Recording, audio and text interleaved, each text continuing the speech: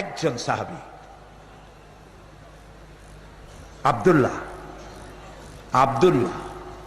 নাম আব্দুল উজ্জা। নবী করিম সাল্লাল্লাহু আলাইহি ওয়াসাল্লাম হিজরত করেছেন, তিনি নবীর আশেক হয়ে গেছেন। কাফের ছেলে, 20 বছর বয়স, আশেক হয়ে গিয়েছেন নবীর জন্য।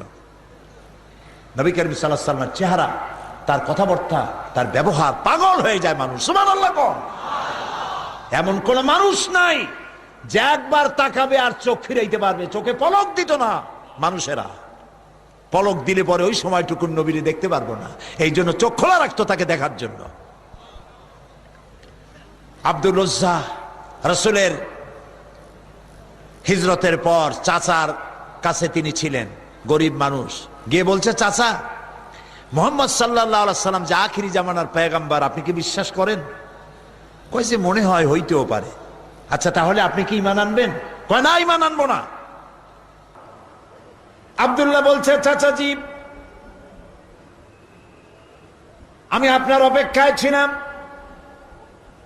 আমি মনে করেছি আপনি ঈমান আনবেন, তারপরে আমি আপনার সাথে ঈমান আনবো, কিন্তু আমি তো আর ধৈর্য রাখতে পারছি না। আমি যখন জানতে পারলাম আপনি ঈমান আনবেন না, আমি আপনাকে শুনাইয়া তাওহীদের কালেমার সাক্ষী দিতেছি, আল্লাহরে শুনাইয়া লা ইলাহা ইল্লাল্লাহু মুহাম্মাদুর রাসূলুল্লাহ। চাচা বলছে, আব্দুল উজ্জা, তুমি জানো এর পরিণতি কি? কয়, না, জানি না।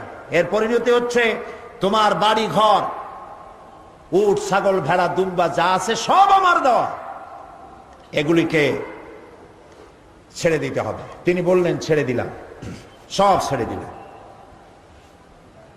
তোমার ঘর, এটাও আমার দেওয়া, এটাও বাদ দিলাম।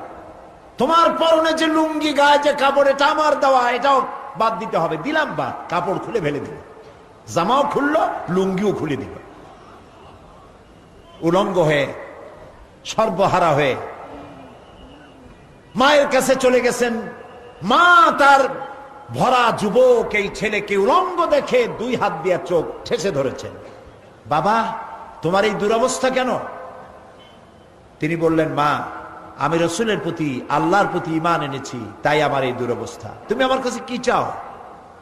তিনি বললেন, মা, আমি আপনার কাছে শুধু একটা কাপড় চাই, আমি মদিনায় যেতে চাই রাসূলের কাছে। মা বলল, আমার কাছে তো কাপড় নাই, আমি গরিব মানুষ, একটা ছেঁড়া কম্বল আছে। এই ছেঁড়া কম্বলটা তিনি পরলেন, হাঁটু বের হয়ে থাকল। পায়ে হেঁটে, কখনো কোনো যানবাহনে করে, কষ্ট করে, দীর্ঘদিন হেঁটে, খেয়ে না খেয়ে মসজিদ নববীতে গিয়ে পৌঁছে গেছেন। নবীজি ঘরের থেকে বের হয়ে আব্দুল্লাহ কেভাবে দেখতে পেয়ে মাথার চুল উস্কো খুস্কো, চোখ ক্ষুধার যন্ত্রণায় গর্তের ভিতরে চলে গেছে। তিনি প্রশ্ন করলেন, তুমি কে? তিনি বললেন, আমার নাম আব্দুল উজ্জা। তোমার এই অবস্থা কেন? তিনি সব খুলে বললেন। নবীজি বললেন, তোমার নাম আব্দুল উজ্জা নয়, আমি তোমার নাম রেখে দিলাম আব্দুল্লাহ। আসহাবে সুফফাকে ডেকে বললেন, এই আব্দুল্লাহকে কোরআন শরীফ শিখাও।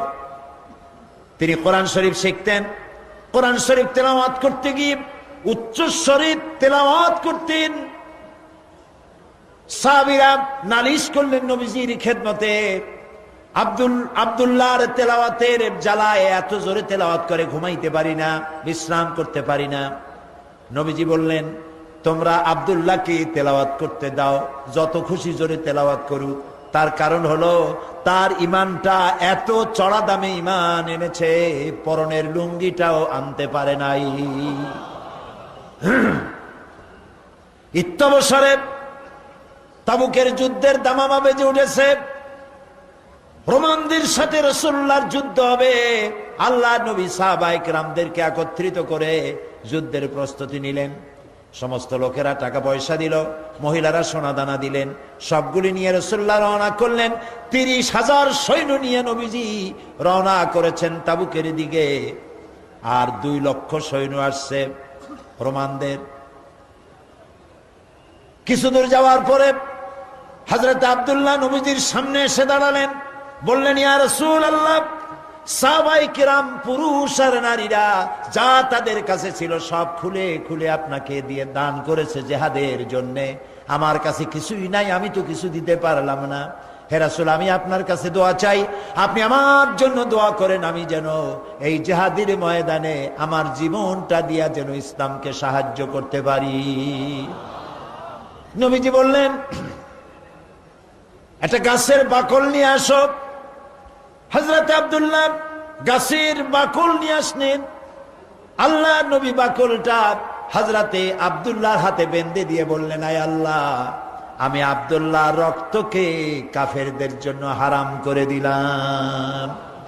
হযরত আব্দুল্লাহ কেঁদে উঠলেন, বললেন, ইয়া রাসূলুল্লাহ, আমার আশা ছিল জিহাদের ময়দানে যুদ্ধ করে শহীদ হয়ে জান্নাতে যাব, আর আপনি আমার রক্ত কাফেরদের জন্য হারাম করে দিলেন। আল্লাহর নবী বলেন, আব্দুল্লাহ, কোনো চিন্তা করো না, এখন যদি তোমার জ্বরেও মৃত্যু হয়, ঘরের মধ্যে বসে আল্লাহ তোমাকে শাহাদাতের দরজা দিবে। তাবুকের প্রান্তরে সাহাবায়ে কেরাম উপস্থিত হলেন। রোমান 2 লক্ষ সৈন্যরা, আল্লাহর নবী নিজে এসেছেন শুনে ভয়তে পালিয়ে গেল। বিনা যুদ্ধে জায়গা দখল হয়ে গেল। নবীজি সেখানে 20 দিন অপেক্ষা করলেন, চতুর্দিকে দ্বীনের দাওয়াত ছড়াতে লাগলেন। একদিন নবীর কানে খবর গেল, আয় আল্লাহর নবী, ওই যে আব্দুল্লাহ যার হাতে আপনি বাকল পরিয়ে দিয়েছিলেন, ওই আব্দুল্লাহ আজকে রাতে কয়েকদিন জ্বর ভোগার পরে তিনি ইন্তেকাল করেছেন। নবীজি তাকে গোসল এবং কাফনের ব্যবস্থা করতে লাগলেন, করতে বললেন, এবং নিজে গিয়ে জানাজার ব্যবস্থা করবেন বললেন। কবর খোঁড়া হলো। কবরের পাশে একজন ছোট্ট একটা লাইট নিয়ে দাঁড়ায় আছেন, টিম টিম করে জ্বলছে। 2 জন সাহাবী আব্দুল্লাহকে হাতে উঁচু করে ঘাড়ে করে বহন করে আনতেছেন, আর কবরের ভিতরে একজন দাঁড়ায় গেছেন লাশ ধরার জন্য। যিনি কবরের ভিতরে দাঁড়ানো, তিনি বলতেছেন, তোমরা লাশ বহন করে যারা আনতেছো, তোমার ভাইকে আস্তে আস্তে আনো, যেন তোমার ভাইয়ের সঙ্গে যেন বেয়াদবি না হয়। কবরের ভিতরে দাঁড়িয়ে যিনি আব্দুল্লাহ লাশ ধরে কবরে শোয়াই দিলেন, তিনি আর কেউ নন, তিনি রহমতের নবী, বিশ্ব নবী মুহাম্মদুর রাসূলুল্লাহ। নিজ হাতে কবরে শোয়াই দিলেন। বহন করে যারা এনেছিলেন তারা হলেন আবু বকর, ওমর রাদিয়াল্লাহু তাআলা আনহুমা, আর আলো নিয়ে যিনি দাঁড়িয়েছিলেন তিনি হযরত বেলাল। কবরের ভিতরে আব্দুল্লাহকে শুইয়ে দিয়ে তার উপরে মাটির আচ্ছাদন দিয়ে নবীজি 2খানা হাত আল্লাহর দরবারে তুলে ধরে বলেন, রব্বুল আলামিন, আজকের সন্ধ্যা পর্যন্ত আমি আব্দুল্লাহর উপরে খুশি ছিলাম, রাজি ছিলাম। আয় আমার আল্লাহ, তুমি আব্দুল্লাহর প্রতি খুশি আর রাজি হয়ে যাও।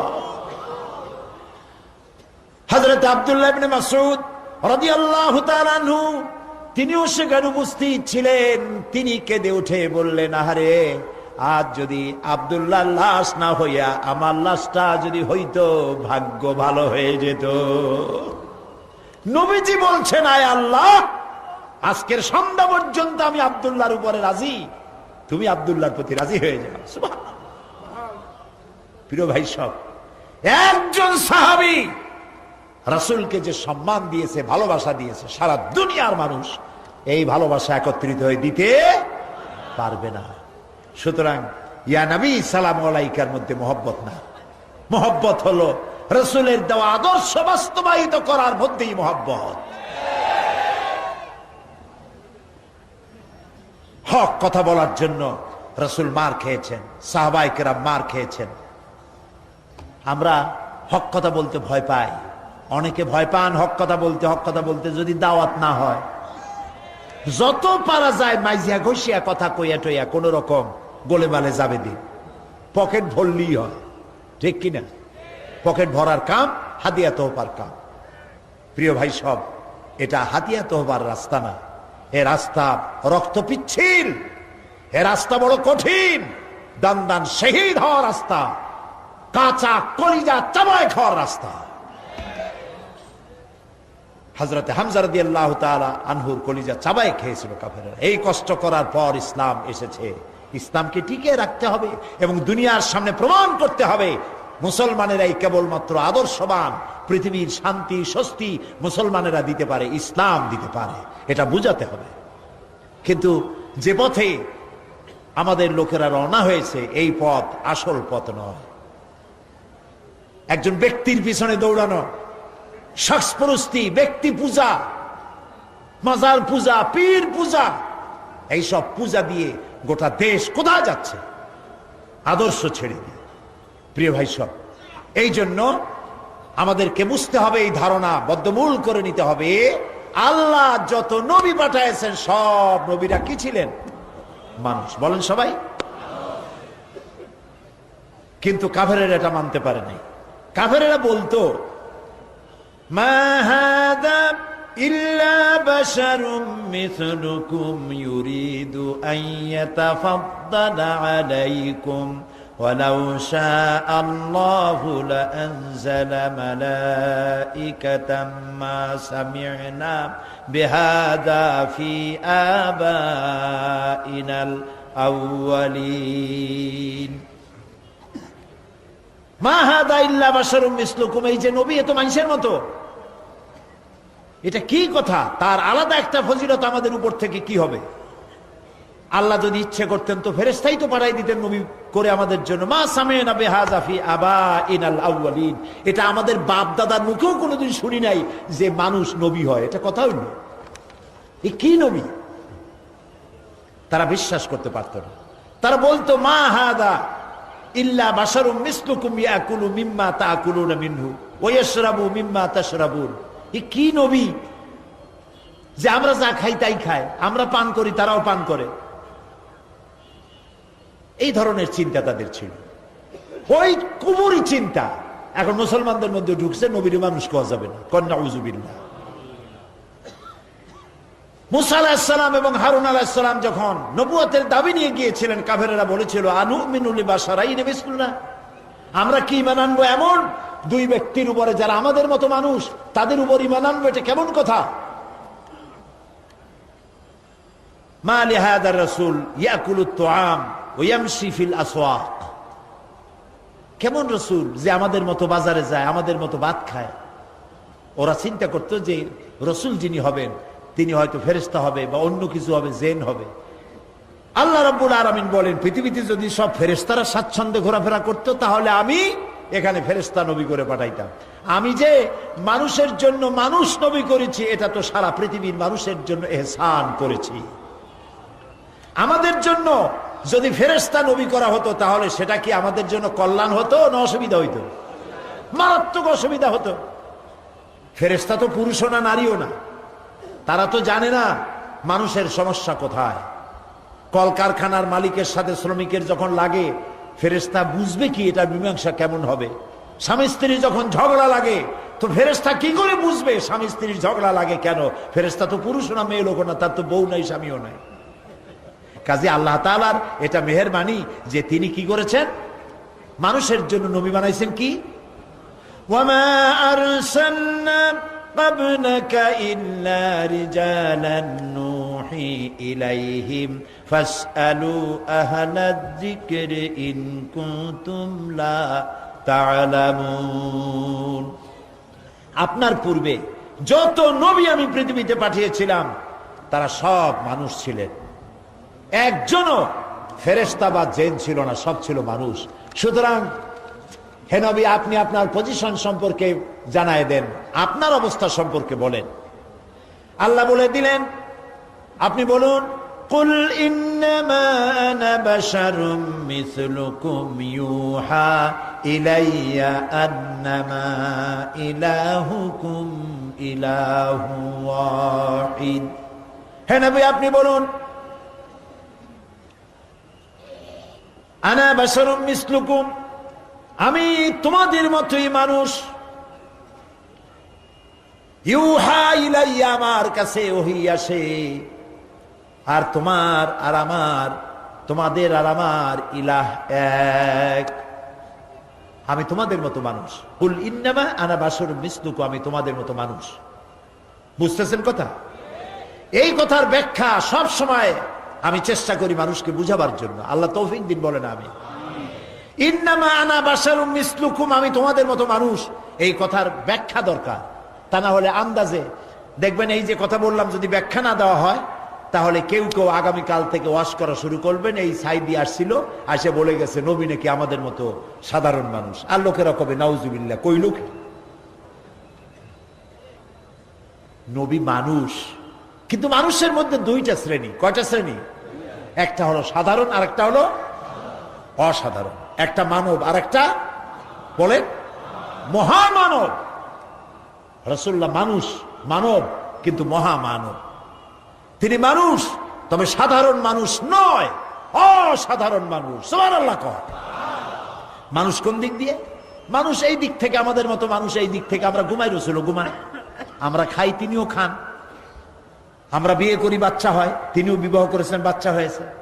তার শরীর কাটলে যে রক্ত বেরোতো, সেই রক্ত সাদা ছিল না, সে রক্ত আমাদের মতো লাল রক্ত ছিল। তিনি আনন্দ পেলে হাসতেন, দুঃখ পেলে কাঁদতেন। নবী করিম সাল্লাল্লাহু আলাইহি ওয়াসাল্লামের ছেলে মারা গেল, তিনি কাঁদতেছিলেন, চোখ দিয়ে পানি পড়তেছিল। সাহাবায়ে কেরাম বললেন, হে রাসূল, আপনি তো আমাদের কাঁদতে নিষেধ করেছেন। নবী করিম সাল্লাল্লাহু আলাইহি ওয়াসাল্লাম বলেছেন, আমি চিল্লাতে নিষেধ করেছি, আমার চোখ দিয়ে যেটা পড়ছে এটা হলো মোহাব্বত। আমার অন্তর আল্লাহর দিকে, তার ইচ্ছার উপরে রাজি আছে, কিন্তু চোখ দিয়ে মোহব্বতের পানি পড়তেছে, করুণার পানি, দয়ার পানি, রহমতের পানি পড়তেছে। আমার দিলের মধ্যে কোনো প্রতিবাদ নাই। মাঝখানে একটা কথা বলে রাখি, অনেক আমাদের দেশে প্রায় কেউ যদি মারা যায় বাড়ির মধ্যে কান্নার রোল পড়ে যায়, হয় কিনা বলে? কথা কন না কেন? কান্নার রোল পড়ে যায়। আমরা মেয়ে লোকেরা চট্টগ্রামে কি করে জানি না, বরিশাল বিভিন্ন জায়গায় মেয়ে লোকেরা যখন কান্দে তখন সুর করে কান্দে। দুঃখের মধ্যে সুর আসে কেমনে আমি বুঝি না।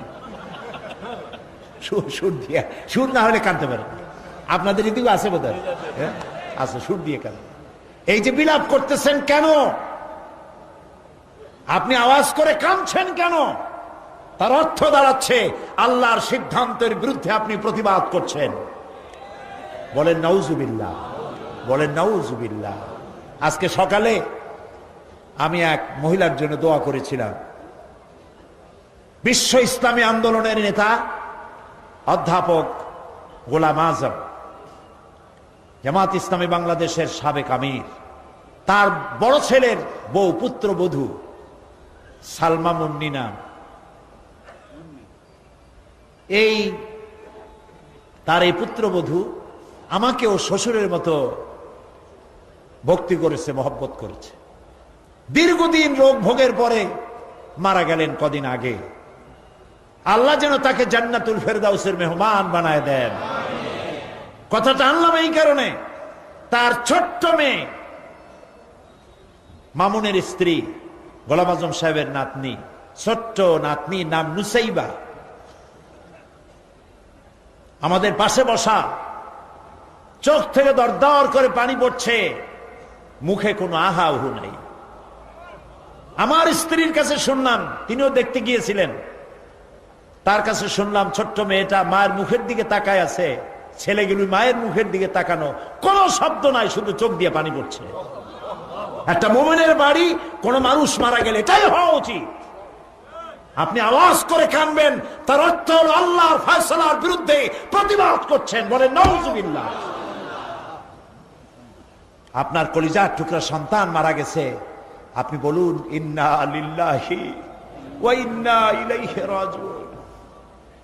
একটা গোলাম এর থেকে আর বেশি কি বলতে পারবে? গোলামের কোনো সে নাই। মাবুদের সিদ্ধান্ত, সিদ্ধান্ত কার? আল্লাহ রাব্বুল আলামিনের। সেই জন্য নবী করিম সাল্লাল্লাহু আলাইহি ওয়াসাল্লাম তিনি মানুষ ছিলেন, আনন্দ পেলে হাসতেন, তবে আমাদের মতো হাসতেন না, মুস্কি হাসতেন। আমাদের দেশে মানুষ হাসে, হাসের কায়দা দেখছেন? কত কায়দা! হায় হায়, নাট্য হাসি, পৈশাচিক হাসি, অট্ট হাসি, পাজামার ফিতা ছেঁড়া হাসি, এরকম না। নবী করিম সাল্লাল্লাহু আলাইহি ওয়াসাল্লাম যখন হাসতেন শরীর মোবারক কাঁপত না। সুবহানাল্লাহ। কোথায় যাবেন? কি এর নেতা ফেতা মানুষের সাথে নামাজ রোজা কোরআন হাদিস ছাড়িয়ে দিয়ে একটা আসলো, তার পিছনে পাগলের মতো দৌড়ালেন। এটা মুসলমানের কাজ নয়।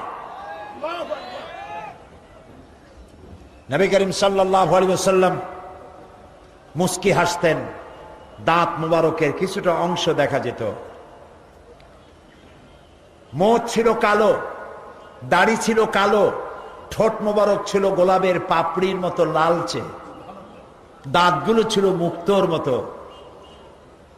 এর মধ্য থেকে যখন তিনি হাসতেন মনে হতো কালো মেঘের মধ্য দিয়ে বিদ্যুৎ চমকে যাচ্ছে, মানুষেরা পাগল হয়ে যেত মহব্বতে। তিনি মানুষ, তবে আমাদের মতো সাধারণ মানুষ নন, অসাধারণ মানুষ। আল্লাহ রাব্বুল আলামিন তার শারীরিক শক্তি, মানসিক শক্তি, রুহানি শক্তি যা দিয়েছিলেন কোন মানুষের সাথে তার তুলনা হবে না। তবে তিনি মানুষ, এতে কোনো সন্দেহ নেই। কথা কি বুঝাইতে পারছি? কথা কি বুঝছেন? জিন্দিগিতেও বলবেন না যে আমাদের মতো সাধারণ মানুষ, কবিরা গুনাহ হবে। সাধারণ মানুষ যদি হয় তাহলে তো তিনি গুনাহ করতে পারবেন। রাসূল কি গুনাহ করেন? সাধারণ মানুষ তো মিথ্যে কথা বলে, রাসূল কি মিথ্যে কথা বলেন? সেই জন্য সাধারণ মানুষ কখনো বলবেন না। তিনি মানব, মহামানব। তিনি মানুষ, অসাধারণ মানুষ। তিনি আল্লাহর নবী, তার পরিচয় হচ্ছে আল্লাহর নবী। গায়ব সম্পর্কে কথা আসে যে নবী করিম সাল্লাল্লাহু আলাইহি সাল্লামের গায়বী ইলম সম্পর্কে না, আল্লাহ যেটুকুন জানাইছেন তার থেকে বেশি কিছু তিনি জানেন না। আল্লাহ রাব্বুল আলামিন তাকে দিয়ে বলাচ্ছেন, قُلْ لَا أَقُولُ لَكُمْ عِنْدِي خَزَائِنُ اللَّهِ وَلَا أَعْلَمُ الْغَيْبَ وَلَا أَقُولُ لَكُمْ إِنِّي مَلَكٌ إِنْ يَتَّبِعُ إِلَّا مَا يُوحَى إِلَيَّ। বলুন, আমি তো তোমাদের কথা বলি না যে আমার কাছে আল্লাহর বিপুল ধনরাশি আছে, এবং একথাও বলি না যে আমার কাছে গায়বের ইলম আছে। আল্লাহ তাআলা বলছেন যে বলেন আপনার কাছে গায়বের ইলম নাই। নবীজি আরো বলেন, ওয়ালাউ কুনতু আ'লামুল গায়বা নাস্তাকসারতু মিনাল খায়র ওয়া মা মাসসানিয়াস সু। হে নবী, আপনি বলেন আমার কাছে যদি গায়বের ইলম থাকতো তাহলে আমি সব ভালো ভালো জিনিসগুলি আমার জন্য বেছে নিতাম, আর কোন অকল্যাণ আমাকে স্পর্শ করতে পারত না। নবী যদি গায়ব জানতেন তায়েফের ময়দানে মার খেতেন না। তিনি টের পাইয়া গায়বী ইলম দ্বারা জায়গা থেকে সরে পড়তেন। ওহদের ময়দানে গায়েব যদি তিনি জানতেন তাহলে ওহদে দান্দান মোবারক শহীদ হওয়ার আগে নিজে সরতেন, হামজা রাদিয়াল্লাহু তাআলা আনহুকে সরাই দিতেন। এগুলো ঠিক কিনা? ইহুদি কর্তৃক একটি ছাগলকে বিষপান করাইয়া বড় বানাইছিল, সেই বিষাক্ত গোশত রাসূলকে খাওয়ানো হয়েছিল। তিনি যদি গায়েব জানতেন তাহলে এটা খাইতেন না, এবং মৃত্যুর সময় যন্ত্রণা উঠত না, এই কষ্ট পেতেন না। হযরত আয়েশা রাদিয়াল্লাহু তাআলা আনহার ব্যাপারে ইফকের ঘটনায় তিনি যদি গায়েব জানতেন তাহলে মাসাদিক কাল পর্যন্ত ওহীর অপেক্ষায় বসে থাকতে হতো না, নিজের প্রিয়তমা স্ত্রীকে ঘরে ফিরে আনতে পারতেন। এ ধরনের অসংখ্য ঘটনা আছে যার দ্বারা বোঝা যাচ্ছে যে তার কাছে গায়বের ইলম নাই। অতটা আছে যতটা আল্লাহ জানিয়েছেন। গায়ব কেবলমাত্র কার কাছে?